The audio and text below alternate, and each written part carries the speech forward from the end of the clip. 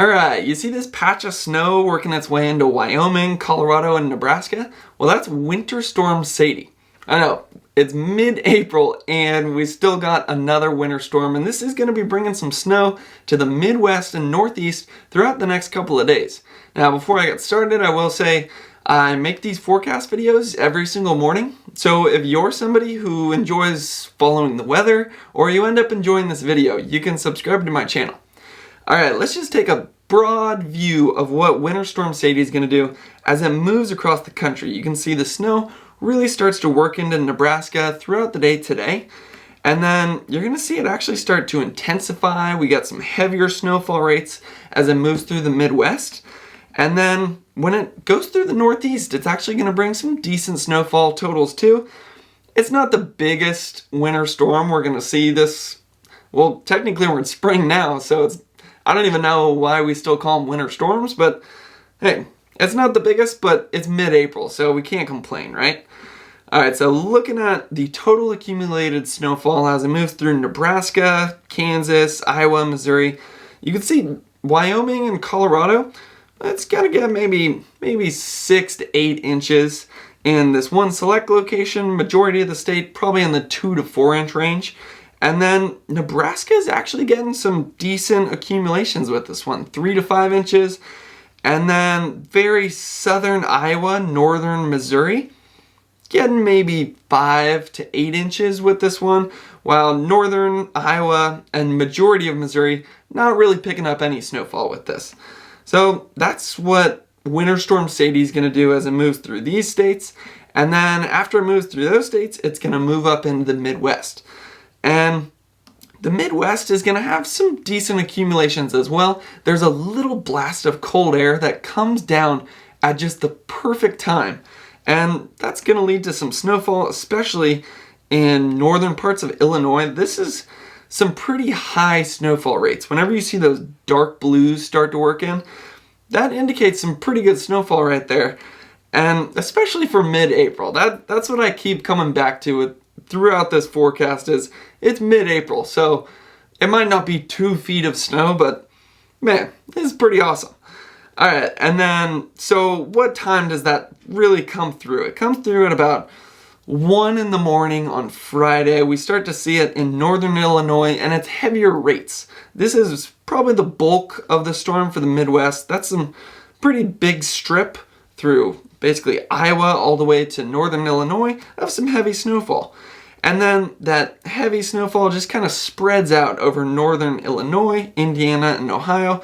And then southern Michigan getting a little of that snowfall as well. Lighter accumulations in southern Michigan. At this point, you see that dark blue has worked its way into northern Indiana, northern Illinois.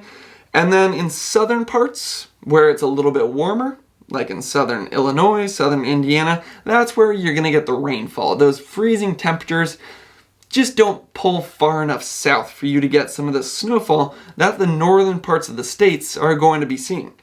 And there's that low. That's Winter Storm Sadie.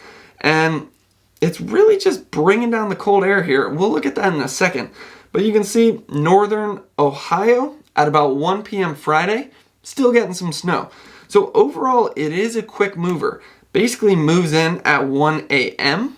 to the Midwest, 1 a.m. on Friday.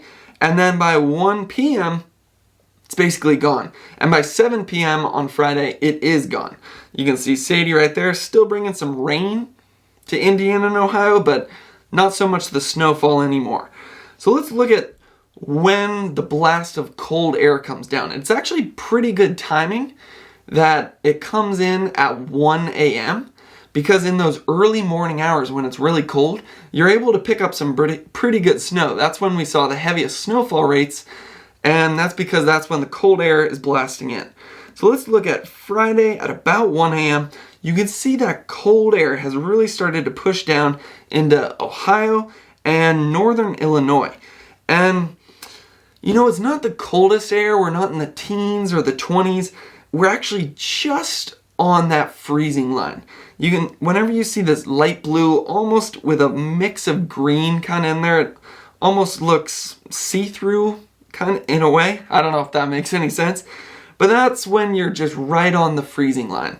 And It's going to allow for some snow, but that's going to hurt accumulations because you can see as you get into Friday, then you get into the mid 40s and even the 50s in some places. So whatever snow you get, it's probably going to melt pretty quick. So wake up early in the morning, have your snowball fight, maybe the last one of the season, because by about, 4 p.m., that snow is probably going to be melting, especially in Iowa where you can see it's getting up into 50 degrees.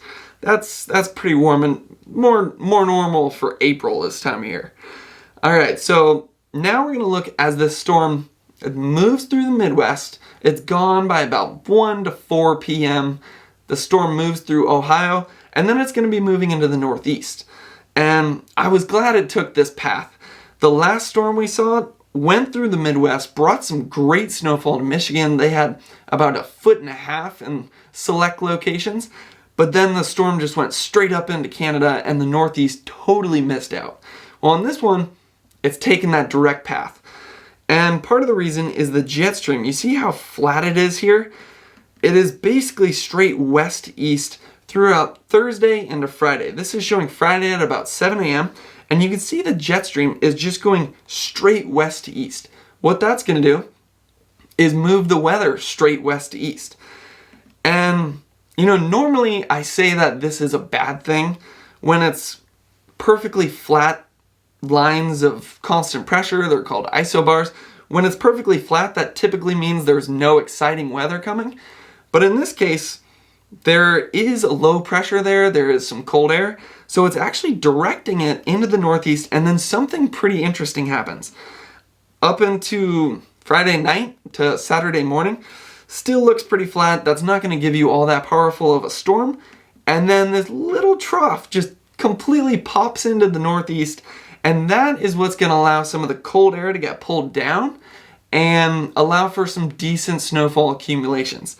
So it's almost like the best of both worlds when it comes to the jet stream. It's west-east to just push this storm from the Midwest to the Northeast, and then right as the low gets over you, it amplifies into a little trough, which is going to intensify the storm, bring down some cold air, and allow the Northeast to get some snow. So let's look at the timing of it as it comes through. You can see snowfall for Ohio at about 7 a.m. Friday. And then remember I said it's a quick mover. In about 12 hours, it moves through the entire Midwest. And then we first see snow building into Pennsylvania at about 1 p.m. on Friday. And then quick mover, and it starts to intensify. That's when that trough really starts to build in. We get heavier snowfall rates in northern parts of Pennsylvania. Southern Pennsylvania, still a little bit too warm. You're going to be more getting rain with this one. And then the first sign of snow for New York starts to build in at about 7 p.m. on Friday. This is showing 7 p.m. on Friday when those heavy snowfall rates really build into the entire northern half of Pennsylvania. And then remember, that trough really amplifies. There is Winter Storm Sadie sitting over, sitting just to the right of West Virginia and right above Virginia. You get the rain just north of this low because that's where the warm air is. It doesn't get below freezing there, so your precipitation falls as rain. Whereas in northern Pennsylvania, southern New York, southern Vermont, southern New Hampshire, most of Massachusetts, getting some snowfall with this one. It's not the craziest snowfall rates. We're not seeing those purples that you see with a really intense snowstorm, but for mid-April, we can't complain. And then by about 7 a.m. on Saturday, this low is still hanging out. And what this is actually going to be doing is pushing in moisture from the warm Gulf Stream. And when that moisture moves in and this cold air hangs out, that's going to allow for some decent snowfall accumulations. Again, this is 7 a.m. Saturday. You can see majority of southern New York, almost all of Massachusetts, southern New Hampshire, southern Vermont, getting some snowfall at this time. And then that low is going to move off on the tail end of the system. Rain fills in behind it, probably just melting all the snowfall that you did get. So let's take a look at the temperatures, just like we did for the Midwest, to see if the timing adds up. So let's go back here. Whereas the best snowfall rates are at about 7 p.m. on Friday and 1 a.m. on Saturday. That is when we get the bulk of the snowfall that's going to be moving through Pennsylvania, New York, Massachusetts, Vermont, and New Hampshire. So let's see if that timing adds up. It should, because that's the overnight hours.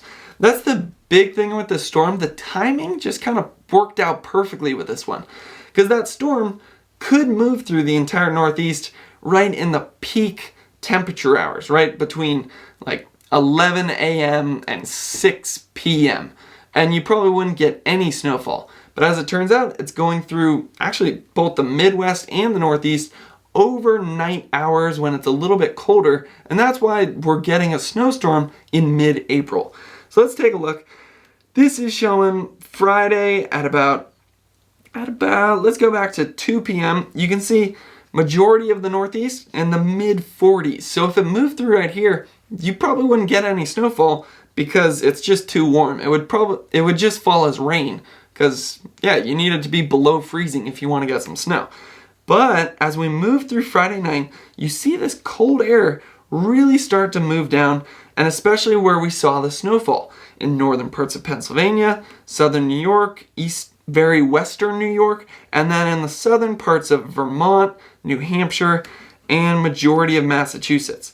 And you can actually also see Winter Storm Sadie moving across this map. You see it just to the left of Pennsylvania there, and moving through. Now it's over New Jersey, and then it moves off the coast. And yeah, it's a quick mover. What else can you say? And basically, it brings some of that cold air down. You're bringing in moisture, like I said. You can actually see it on this map. You're bringing in moisture, and you're bringing down cold air. Gonna lead to some snowfall. Let's see how much we're gonna get. All right, so the first little traces show up in western New York at around, Friday night to Thursday morning. We start to see it fill in. There's a little blast where we get maybe an inch or two associated with some lake effect snow. That's why that little patch of snow shows up before the bulk of this system. It's the winds producing some lake effect snow. And then the bulk of the storm starts to fill in right there. You can actually see those purples start to show up. We're getting 6 to 8 inches in northern Pennsylvania. Again, southern parts of the state, too warm, not really getting anything. And then, wow, Connecticut's actually going to get some decent snowfall with this one too. Maybe 5 to 7 inches. And then, there's one little select location in southern New York that could be getting 6 to 8 inches as well. I don't really see anywhere breaking a foot. I'm not going to hype this storm up like some forecasters do. But again, it's mid-April, so we'll take what we can get. To be getting this big of a strip of 6 to 10 inches of snow is pretty awesome, especially this time of year. Now, I do these forecast videos every single morning, so if you enjoyed this video, you can subscribe to my channel. And I'm gonna hopefully do 1 or 2 more forecast videos just on this storm. So if you want to stay updated, you can either check out my forecast playlist. Maybe I've already produced one of those videos, or you can subscribe to my channel. And yeah, thanks for watching.